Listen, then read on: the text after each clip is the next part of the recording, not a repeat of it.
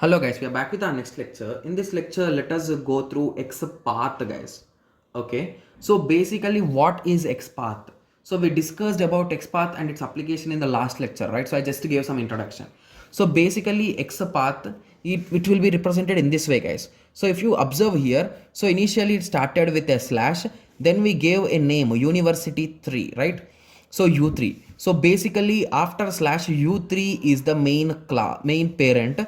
So it is having a child, it is nothing but instructor, and it is having a child that is nothing but name, and you are trying to get the value which is below the name, the values which are below the name, right? Yes, so in this way it will be working guys. So XML path, so here I'm not saying that you are going to get only a single name. Here there could be multiple instructors, and each instructor will be having a name. So all these instructors names will be printed one after the other guys. That's it. Okay. Yes. So XPath used to address the select parts of the document using path expression. So these things are nothing but the path expressions guys. In simple words you can say those are the path expressions. Okay. Similarly, a path expression is a sequence of steps separated with a slash. Okay. So think as a file directly. So basically it is just like a file directory guys. So inside university 3 we are having instructor. Inside instructor we are having name. In that way. Inside. Okay. Yes. So result of path expression set of a value that along with the containers, okay, slash attribute, okay, you can just leave that point guys. Okay, so for example if you take the same example which we discussed, so slash university 3 slash instructor slash name, so I told you it will be going into the university inside instructor and inside name, whatever names are there it will be retrieving. So the first, assume the first instructor name as Srinivasan and the second instructor name is given. So in this way you gonna get the instructors names guys. So if you observe here, we are getting along with the tags, right? So name tag open, the value, name tag close. In that way we are getting. What if you want to exactly only the name? So just add slash and a text with parenthesis. It indicates that it returns only what is enclosed inside the tags. Okay, it is nothing but without enclosing in tags. Okay, yes, exactly that will be given guys. Okay, so let us continue with a few more examples guys. Okay. Okay, so assume that you want to run a query to check who has a credit in courses whose credits are greater than 4.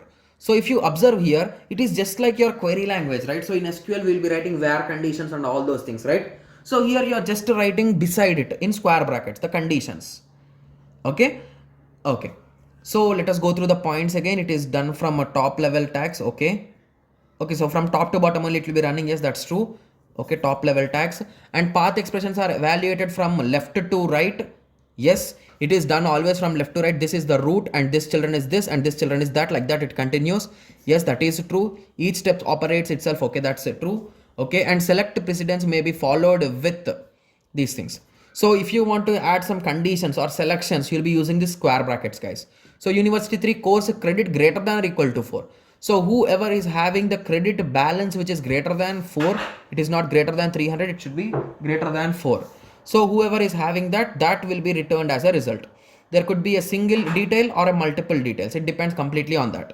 Okay. So if you directly give in this way, it will directly send or it will directly print all the details of credits guys. So whatever are there inside the credit column.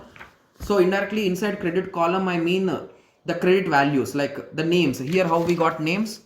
So inside a course, whatever credits are there, that will be printed there. Okay. Similarly, you can use at the rate also. Okay, so you wrote courses, inside courses you wrote credits greater than 4. So whatever credits which are greater than 4 ampersand or at the rate course id. So it returns the course identifiers of the courses with credits greater than or equal to 4. So whatever course IDs or courses are there with the credits greater than 4 will be printed or will be returned back. Okay, so basically after returning them or collecting them, you can push them into database as per your requirements guys. Okay. Okay, so even here we are having some functions guys, some basic functions like a count. So count is used to count how many teachers courses are having greater than 2 courses. So how many teachers having courses, number of courses greater than 4, greater than 2, in that way. Okay, so it is count function. Similarly, we are also having and or not operations that we already know how to use them. Okay, similarly here he is trying to get, okay. Okay, so even we are having id function. So id can also be applied to set, okay, to set of references such as id refers, and even to strings containing multiple reference separated by blanks. Okay, so returns all department elements to form to from the department underscore name attribute to the course name. Okay, so I think I did not understand that much clearly, but it is trying to explain about returns all the department elements referred to from the department names attribute of the course element.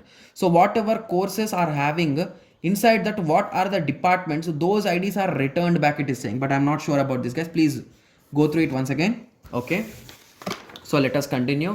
So XML path futures. So more path futures will be in this way. So basically you can do OR operation. So this is nothing but union operation, guys, here. So basically whatever courses are with under the department computer science and under the department biology, everything will be printed commonly. Okay, union means everything will be printed. Okay, similarly to skip some levels of nodes, you can use a double slash. So double slash can be used to skip multiple levels of nodes.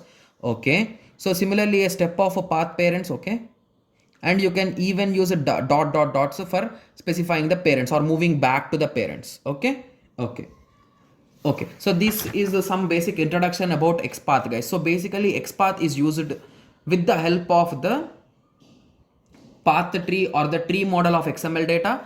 With this model only you can identify like which path you should go or after where you should go one after the other. Okay, so I hope everyone got some basic clear idea about XPath. So in the next lecture we will be going through XQuery. So in XQuery you can simply say that it is a query language for XML, guys, and simply you can say that. Okay, yes. So I hope everyone got a clear idea. So in the next lecture we will be continuing with XQuery path. Okay, so let us meet in the next lecture. Thank you. Thanks for watching.